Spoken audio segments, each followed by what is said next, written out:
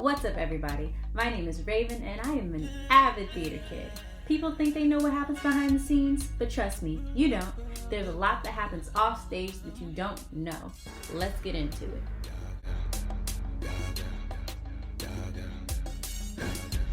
So, our podcast for today is Bad Directing, and I have my normal co-host back with me, Jordan. Hey! And we are both super tired. I know you can't hear it, but we're both super tired. Like Kelly Price. Because today we both woke up at 6 o'clock to get 6 a.m. 6 a.m. to get up and shoot a movie. We shot that movie from 6 when we woke up to 8. Well, we got on set at like 7:30/8. Yeah, got on set then, did hair and makeup. For those hours, we helped put the set together before getting into our costumes. We never really sat. Well, I never really sat. I was gonna say, I only sat like twice. Yeah, I never really sat, but we put the set together and everything because we were understaffed. I did hair and makeup because the person doing it was, I don't know, but she wasn't there, so had to do that. But I was used to it. But I think the part that was new and surprising today was us filming from 10 o'clock all the way to probably like 2. Yeah, 2. And we kept shooting things over and over and over again. And we're doing physical scenes today, guys. So we did fight scenes. And Jordan has these leather boots that he fights in. So those are heavy and hard on your feet. And I fight in thigh-high boot heels. So that was exhausting. And I was standing all day. These both were sexy though. They were amazing. Yes. They look good. Yes. They look good. Absolutely. I think the part that got me though was because I had the most fight scenes today. The most. So I went fight back to back to back to back to back. I had the most fight scenes back to back. So in total today, guys, think about this. I did 12 fight scenes. And that was pretty exhausting, especially in a corset and boot heels. And also, we were underprepared. A lot of people did not show up, or a lot of people showed up last minute, which gets me into our topic of today, bad directing. So, Jordan, what's the difference to you between good directing and bad directing? Because I have my opinions. Oh, I'm sure you do. Good directing is not only knowing the material, but also be free to collaborate and be organized with the material and with the people surrounding you. Bad directing is basically the opposite. I would say setting rules. Setting rules is another good directing and trait. Sticking to them. Sticking to them too, yes. I think that good directors need to have a schedule from the beginning. You can't come in with a schedule hella late and expect things to flow. That's not how it works. And I think one of the things that annoyed me today was half the people didn't show up because they didn't know the time. We were literally told the night before, okay, be here at 8 a.m. And we were like, huh? We're like, huh? He's been telling us 11 a.m. That's a huge difference. It is. So, yeah, that was fun. But I honestly think that bad directing in general, theater, movie, dance production, any director production that you could think of, it delays the process a lot. So much. A lot, because we have to worry about what? We have to worry about them not having a schedule. So when are we going to have things? Oh my gosh, I have to rearrange the schedule I already created because you did this last minute rehearsal, or how long are we going to stay at rehearsal, because since you have no schedule, like we could go to any time. And I honestly think it's like really unprofessional, because I remember, especially during this process, we would get there and rehearsal wouldn't start until 8:30. And it was like scheduled to like 7 or 7:50. No? Rehearsal started at 8, but he told yeah. people 7:50 so they would get there. Oh, I didn't know that was the okay, never mind. No, Forget what I said. Rehearsal started at 8, but then people wouldn't come until 8:30, and it's like, these are the same people that don't come at all, so why not just replace them? And it's like, that's a bad director right there. You're showing that you just don't, like, you're not strong enough to replace people, and it delays the process when you don't know what's happening, or when you don't know how to designate your roles. And it also stems from, like, it gives off the vibe that you don't know how to make the hard calls when it comes to cutting people. Mm-hmm. And honestly, if you can't make those calls, please don't be a director. Because if it were up to me in this production, some of these people would have been out. Mm-hmm. If I'm being honest, if it weren't a class, and if I wasn't like in charge of it, mm-hmm. yeah. But my thing is, it's the fact that this isn't a normal thing. This is something that's been in the making for 3 years at this point, and it's like 3 years and you still haven't got it right. 3 years you still haven't learned how to, cut people off when they're not showing up, because we see the mm-hmm. same patterns and don't do anything, which it delays it even more. It's been delayed this long because the director hasn't been strong enough. Well, we had a previous one, rest in peace. Mm-hmm. She was mean to me too, but that delayed the process as well. And my thing is, speaking of that, I'm not going to speak on her directing skills because I only knew her for a short time, and no disrespect. Mm-hmm. But that's not good directing either, from my experience with this person, because we actually had 2 during our process. So the one in the beginning passed away, and then we have one now. The one in the beginning delayed the entire thing because she had a personal matter. She was very sick. My thing is, if you know as a director, and I know this because I've been in that position this year and my freshman and sophomore year of high school, but if you're not in the position to direct, or you can't physically handle it because you know that you're not at your best, just hand it over to someone else. I don't care how attached you are to the piece, because this isn't just about you. You set the tone. Director set the tone. Right. So when you set the tone so badly, like, oh, well, the rehearsal can't go on because I'm not here. You ever heard the term "one monkey don't stop no show"? As a director, you should know that. So it's like, the fact that we can't do stuff because you're not there, it didn't rub me the right way. And she was also very rude to newcomers. That's not what a director does. A director has to be welcoming to newcomers. If you're coming in way, way late in the game, we're not going to be rude to you. We're going to politely tell you, I don't think it's best that you enter here. But it wasn't late in the game. It's mid-process. 50% into the game. 50% into the game. But I want to piggyback on what you said. Not piggyback, but I just wanted to say that, I had a thought. Now it's gone. But having bad directors, yes, it delays everything so much. And it is frustrating when you're one of the cast members and producers and crew members, and you're just constantly waiting. You're looking at the director and you're just like, what are we supposed to do? Looking at the director for what to do, and the director doesn't know what to do. So and then now like, everyone's lost. We're following you. You're setting the tone. We're following you. So it's like everyone's lost because you're lost. It doesn't have a driven point because you don't have one. Right. And not to mention, it's not a bad thing just to say, you know what? I don't think I'm fit for this. Right. And I think a lot of people think that bad directing starts when you start the process, which could not be even farther from the truth. Bad directing starts when you decide what show you want to do. I've known people who just choose shows that aren't conducive to the amount of people they have, it happened in this scenario. But bad directing is also, I will not say bad. Good directing is knowing how many people you have, who is reachable, who's going to show up within the designated people, and who cares enough to be there when the chips are down and when you're going through hard days. Every day should not be a hard day. That's chaos, and you need to flip it around. Mm-hmm.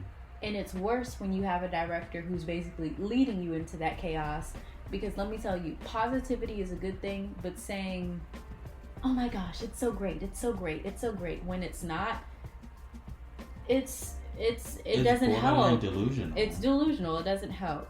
And that's the one thing, not only from certain directors I've noticed in the past, this is from like, looking at films, mm-hmm. I've noticed that directors are also artists, mm-hmm. too. If you're a director that's like always, oh, la la la la la, oh, this is gonna be great, mm-hmm. but your cast and crew are like, yeah.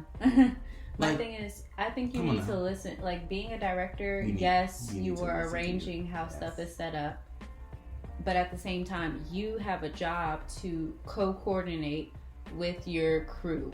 Right. Like, directors should co-coordinate with their crew. Mm-hmm. And that's not only on set crew. That's audio, visual, props, costumes, everyone. Yeah, and it's not coordinating with them last minute, right. You a need month to plan. a month before. No, it's coordinating with them from the beginning and making sure that they're aware of the process, and it's not making changes on your own without asking all of those individuals. Mm-hmm. Because when you make changes, everyone has to adapt. For example, like, you can't just make a character change, because then their costumes aren't the same. Like, make the character change after you can make the character change, but you have to let the crew know, because they're thinking this person is still this person. You have to let the fashion department know, because they have to switch the costumes now. You have to let everyone know.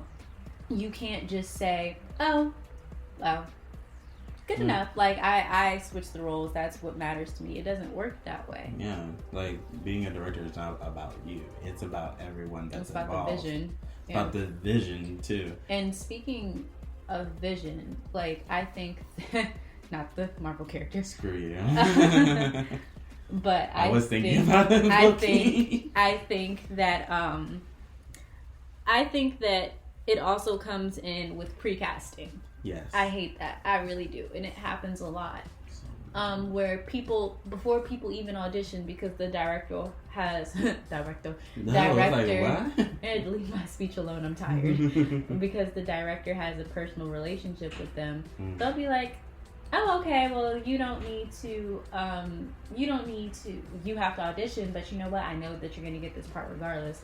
And I've known people who precast, and it's like, you knew the person was going to get the role before they even got it. Like, you predicted it.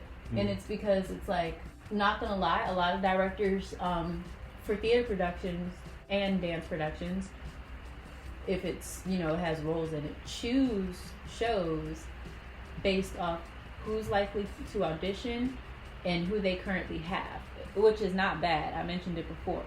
However, some people go as far as to go in their heads and be like, okay, I see this person as this role, this person as this role, this person as this role.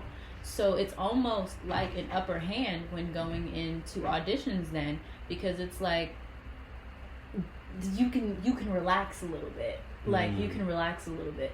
And seniority in my high school was really a thing. Yeah.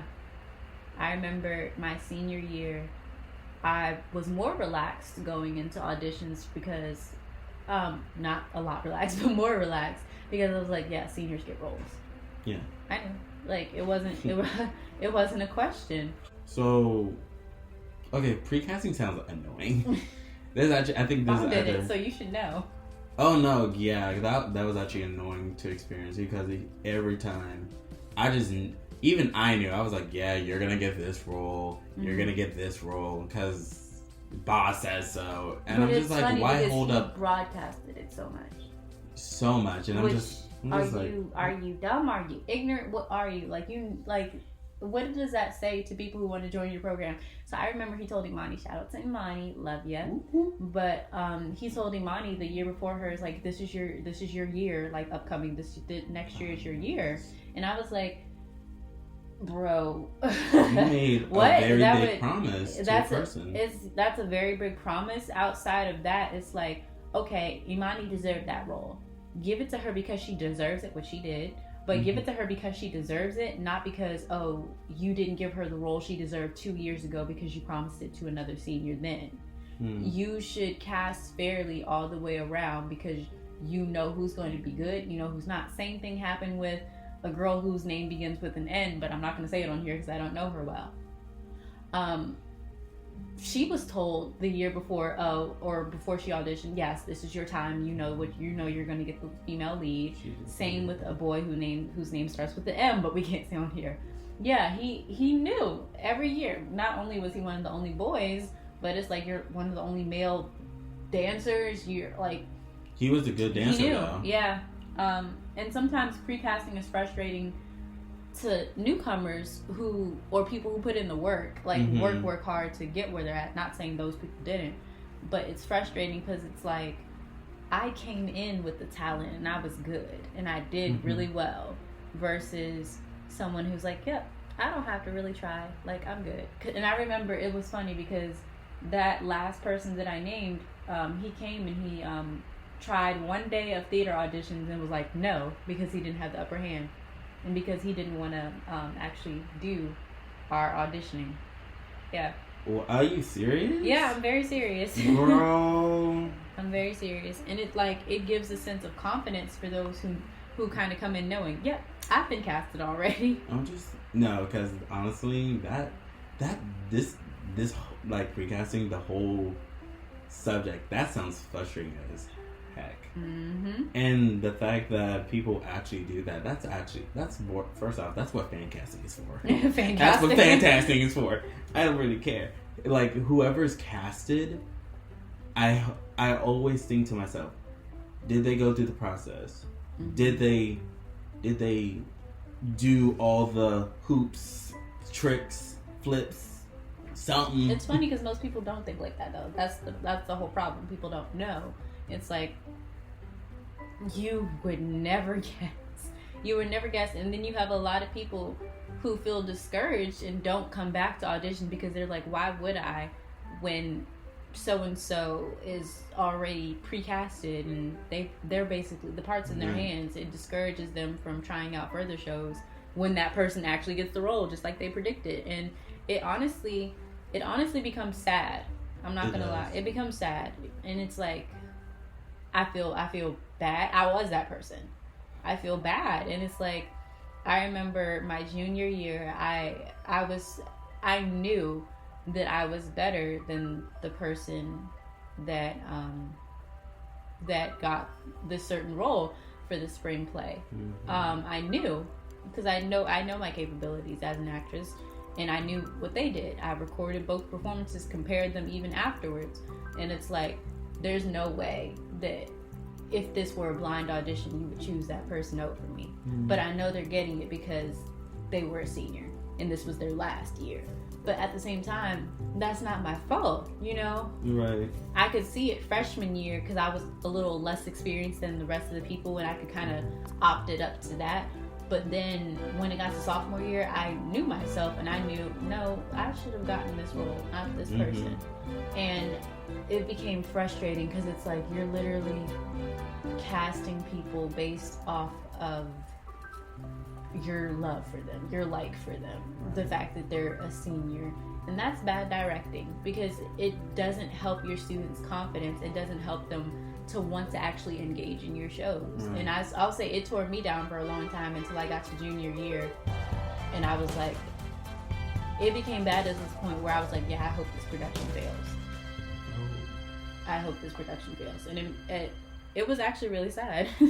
Anyway, on the other side of pre-casting is random casting, which we experienced this year. And random casting is pretty much when a director doesn't really give any thought to who his characters are or their relations.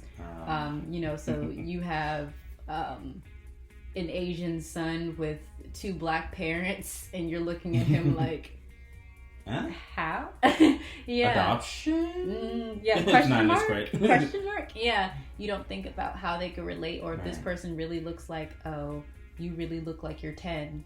No, you really look like you're supposed to be 20. You really look like a 12-year-old, you know? Stop. I do not look 12.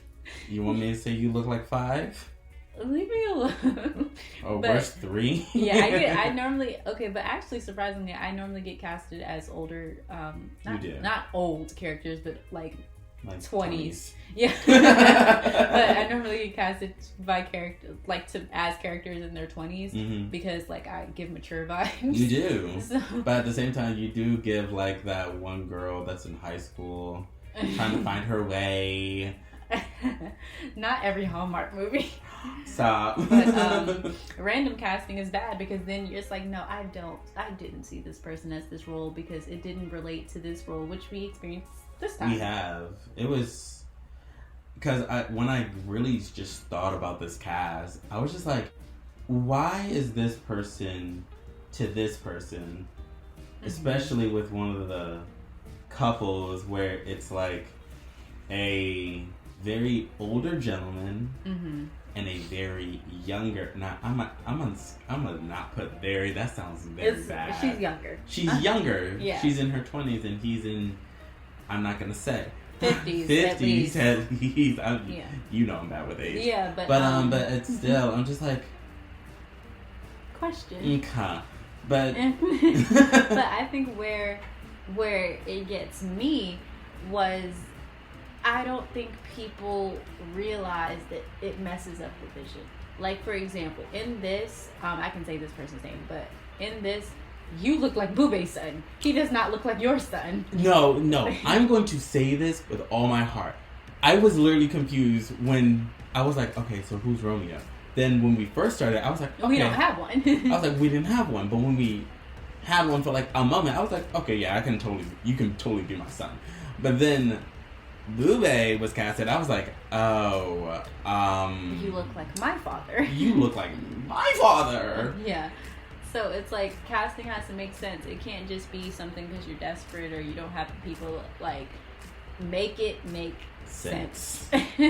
Because my thing is, if we can't see it and we're around these people for weeks, then the audience who sees it in a 3-hour show won't get it because the connection it doesn't pair up. Which also I think this is one of the good things that my high school director did.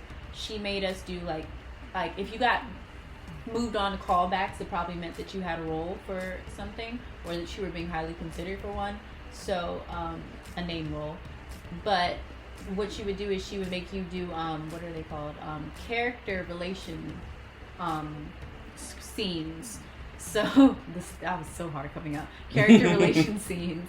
But she would make you do those, and basically what it was us sitting there reading a script to not reading the script, but us doing a scene with a person we hadn't really done those types of scenes with, and seeing if we could be like related to them, a love interest for them, because if the connection is believable, then it works. And that was something that was really good. But I think that there's just a lot of people who aspire to be directors but don't know how to actually direct. Right. I was just talking about this with one of my other class. She is a classmate, but a castmate. Because she's on the opposite side of me. Because, again, we're doing Romeo and Juliet. She was playing Lady Montague, and I'm Lord Montague. And we had a scene together where she was like, oh, Romeo killed Tybalt and Mercutio. And I told her, I was like, we should have done, like, character relations or, like... Well, she's Lady Capulet. You're Lord Montague. But I was going to say, like, we should have, like, done, like, some character... What is it? Not character relations. Character building activities. And I should have... And we were like, we should have had, like, an activity where we could have just, like, made fun of each other's, like, children and stuff. You couldn't make fun of me because I wasn't her child. I was her niece. Well, we know that. You don't have a wife because you never met your wife. Speaking of, that's also something terrible. If the cast does not know who each other is and who's who, it's probably a bad sign. And not to mention missing characters. That's so bad. Also, I think some directors think they have to cut out a lot of the script. If you cut out significant parts of the script and leave in others, it does not make sense. You have to know how to cut it down wisely. With that being said, directing is not for everyone. Jordan, It's not. Your final remarks. I think, okay, so piggybacking on what she said about directing is not everything. Yeah, no, it's not for everyone. Did I say everything? Yeah. Oh my god. I meant for everyone. And honestly, you have to really think about if you want to aspire to be a director, make sure you do the work. Make sure you can make the hard calls, like take someone out of the scene, take someone out of the cast. I'm talking, this is the worst I had to do this semester, but I'm talking, a girl had a parent pass away. She wasn't at 3 rehearsals. I said, that's unfortunate. I understand you had a family situation, but you're cut from all your scenes. Like, you can wander in the background, but you're cut from the action because you don't know. That was a tough call, and I felt bad because she couldn't control it and, like, you know, grieve and everything. But at the same time, you can't be in the scene. You don't know. We don't know. It can't work out. And also collaborate with everyone. And lastly, and this is the last thing, plan accordingly. Yes. Planning is important. And I said what I said. Okay, Jordan. Anyway, this has been another installment of the Green Room Diaries. I hope you enjoyed it, and while you're on my page, stay a while, click on another podcast, and catch you in the next one. Bye.